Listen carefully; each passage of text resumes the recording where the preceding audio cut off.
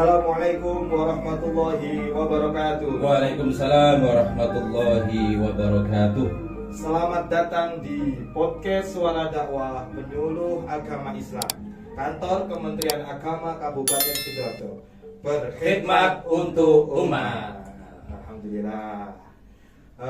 Di pagi hari ini kami dari Penyuluh Agama Islam Kantor Kementerian Agama Kecamatan Waru ingin memberikan beberapa makna tentang mensyukuri kemerdekaan. Di sini alhamdulillah kita kedatangan narasumber, teman saya juga penyuluh agama Islam dari Kecamatan Waru. Saya sendiri Husnul Hadim Hussein, dan di sebelah saya ini senior saya bernama Muhammad Nur Kholis. Kemudian gimana kabarnya Ustaz? Alhamdulillahirabbil alamin. Alhamdulillah. Alhamdulillah. Gimana? Kita sudah memperingati hari kemerdekaan di Indonesia ini. Alhamdulillah kita sudah ke 79 negara kita sudah merdeka. Apakah kita sudah merasakan merdeka, Ustaz? Alhamdulillah. Alhamdulillah ya. Kita harus mensyukurinya. Siap. Mensyukurinya di kemerdekaan ke-79. Alhamdulillah. Di sini kami dari Penyuluh Agama Islam akan memberikan tema mengenai mensyukuri di hari kemerdekaan Indonesia yang ke-79. Gimana Ustaz cara kita mensyukuri kemerdekaan ini? Terima kasih. Bersyukur itu seringkali kita identik dengan membaca alhamdulillah, kalimat alhamdulillah. Dan kalimat alhamdulillah ini sering kita dengar. Ya. Kalau kita sholat juga diawali dengan alhamdulillah. Ya. Setelah sholat kita juga biasa mengucapkan alhamdulillah sampai 33 kali. Ya. Dalam khutbah Jumat itu, itu juga khotib juga harus mengucapkan alhamdulillah, baik pada khutbah yang pertama maupun khutbah yang kedua. Dalam berbagai kegiatan sosial keagamaan, pemerintahan maupun yang lainnya, itu juga setiap orang mesti mengawalinya dengan alhamdulillah. MC-nya mengucapkan alhamdulillah, sambutannya juga mengucapkan alhamdulillah. Semua hal mengucapkan alhamdulillah. Kita habis makan pun juga alhamdulillah. Itu saja. Terus di kemerdekaan kali ini Ustaz, apakah kita itu mensyukuri kemerdekaan ini? Apakah kita sudah benar-benar merdeka? Nah, kita selama ini memang apakah kita betul-betul sudah bersyukur? Benar. Ini Allah Subhanahu wa taala terkadang juga menyindir kita. Menyindir kita dengan ungkapan-ungkapan misalnya walakinna aktsarun nasi la yashkurun. Banyak di antara manusia itu tidak bersyukur. Juga ada kalimat yang lain walakinna aktsarhum la yashkurun. Banyak di antara manusia itu tidak bersyukur. Ini kalimat-kalimat ini sering diulang-ulang oleh Allah Subhanahu wa taala di dalam Al-Qur'an. Juga ada kalimat qalilam ma yashkurun. Sedikit sekali manusia itu bersyukur. Ini juga diulang-ulang oleh Allah Subhanahu wa taala di dalam Al-Qur'an. Bahkan di dalam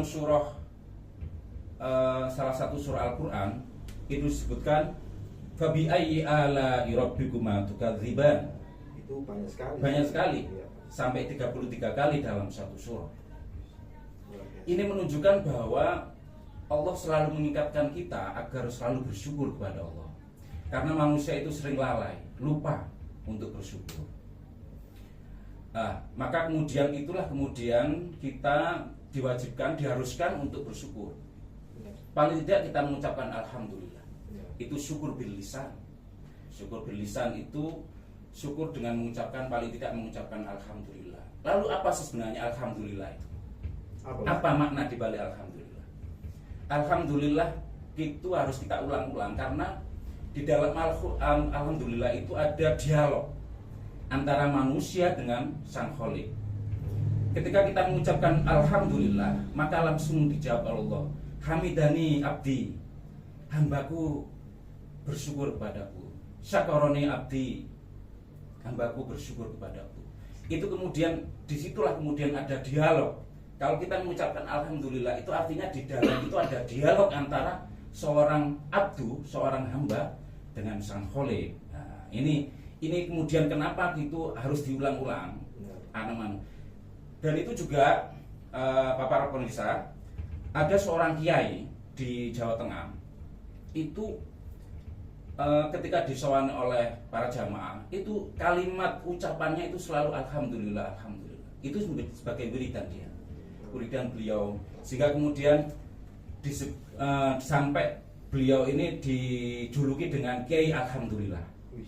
Keren dia. Keren. Sampai disebut karena seringnya beliau mengucapkan alhamdulillah dalam setiap. Meskipun kita mendapatkan masalah yang besar saja, kita harus alhamdulillah. Meskipun kita mendapatkan gaji yang nggak seberapa besar, alhamdulillah. Seberat apapun beban kita, kita juga harus alhamdulillah. Karena kenikmatan Allah itu yang diberikan kepada kita itu sangat besar. Harus kita syukuri. Harus kita syukuri. Fa in ta'uddu ni'matallahi la tuhsuha. Jikalau kalian menghitung nikmat Allah, maka tentu kalian tidak akan mampu menghitungnya. Itu dinyatakan oleh Allah di dalam Al-Qur'an.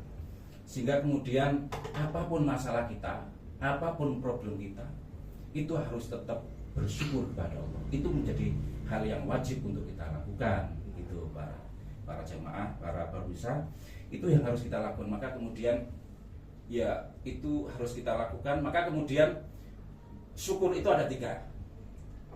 Syukur itu ada 3. Ada pertama adalah syukur bil lisan, yaitu tadi mengucapkan alhamdulillah itu tadi. Harus diulang-ulang, diresapi betul-betul kalimat itu, bahwa di situ adalah dialog antara seorang hamba dengan sang Khalik, gitu, sang pencipta. Itu diulang-ulang. Syukur alhamdulillah ini tidak berhenti di situ, karena harus dilanjutkan pada syukur yang kedua. Apa itu, Ustaz? Yaitu syukur bil qalbi. Syukur dengan hati kita. Kita meyakini betul apapun yang kita dapatkan, itu harus diyakini bahwa itu bukan usaha kita. Kita dapat pekerjaan yang baik sebagai apalah yang itu sebenarnya bukanlah berasal dari diri kita. Itu merupakan kenikmatan yang Allah berikan kepada kita. Bukan usaha kita. Bukan usaha kita, tapi itu adalah usaha yang memang Allah berikan pada kita. Itu adalah nikmat yang Allah berikan kepada kita, bukan usaha kita. Semua itu karena Allah Subhanahu wa taala. Bukan karena habis dari hati, Ustaz, tadi. Setelah dari hati, jadi ada 3, yaitu syukur bil lisan, ya paling tidak mengucapkan alhamdulillah itu kita harus pahami betul, kita pelajari betul makna dibalik alhamdulillah itu. Itu harus dipelajari terus, diresapi, dipahami, dihayati kalimat-kalimat itu, sehingga tidak sekedar kalimat muncul di lisan saja, tapi juga harus menserap di dalam hati kita. Itu yang kedua adalah tadi itu syukur bil qalbi, meyakini bahwa apapun yang kita miliki, apapun kesuksesan yang kita dapatkan, itu semuanya bukanlah berasal dari keringat kita. Itu ada unsur Allah Subhanahu wa taala, ada unsur orang tua dan sebagainya, doa-doa orang tua, itu bukan dari usaha kita. Lanjut yang ketiga. Yang ketiga adalah syukur bil fi'li, yaitu syukur dengan perbuatan kita. Apa itu, Ustaz? Jadi kita perbuatan kita, soal tangan kita, kaki kita mendapatkan kenikmatan harus kita tasarufkan. Harus kita berikan sedikit kenikmatan yang kita dapat kepada orang lain. Itu sodako itu bagian dari rasa syukur kita kepada Allah Subhanahu wa taala. Kadang-kala kita ini mengucapkan alhamdulillah, tapi perbuatan kita masih tidak alhamdulillah. Kita lupa akan yang sudah diberikan sama Allah. Akhirnya kita tidak pernah memberikan ke orang lain. Itu juga salah satu unsur yang penting. Maka kita sodako itu juga bagian dari rasa syukur kita kepada Allah atas segala nikmat yang Allah berikan kepada kita. Itu baik pemirsa. Ya. banyak yang kita ambil ilmu dari beliau ini. Yang pertama, kita itu harus benar-benar bersyukur atas apa yang diberikan sama Allah kepada kita. Ya, mungkin cukup itu saja Ustadz ya dari podcast hari ini. Ya. Yang perlu kita tekankan, yang pertama harus syukur dari lisan menuju ke hati, lalu kita berikan kenikmatan kita kepada orang lain. Mungkin cukup itu dari kami, dari penyuluh agama Islam KUA Kecamatan Waru, berkhidmat untuk umat. Jangan lupa like, komen, dan subscribe. Bagaimana